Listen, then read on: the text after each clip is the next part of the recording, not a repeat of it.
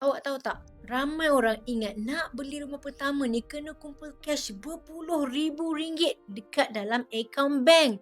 Padahal kita boleh plan nak pegang kunci rumah tu bermula dengan 1 gram emas je. Sini Lia bongkarkan rahsianya. Pertama, kena tukar mindset simpan tunai.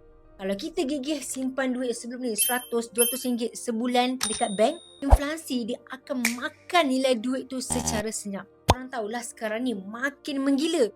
Kalau guna style yang lama, memang sampai kesudahlah kita tak terkejar nak kumpul deposit beli rumah. Kedua, kita gunakan teknik The Grand Flip.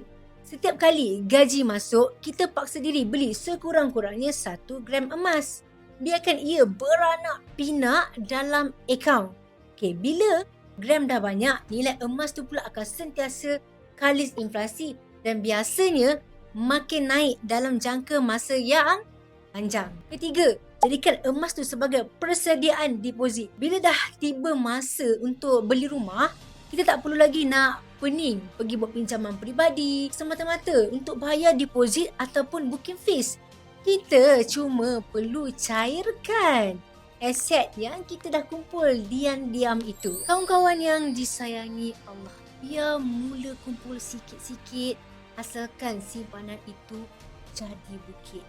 Dari terus menyewa dan rasa sakit, baik ada rumah sendiri yang kita rakit. Awak sendiri ada target nak beli rumah pada umur berapa? Cuba share sikit kat ruangan komen. Kalau nak Lia bantu set up akaun Public Gold untuk mula kumpul deposit rumah pertama, klik link kat bio sekarang juga. Dia boleh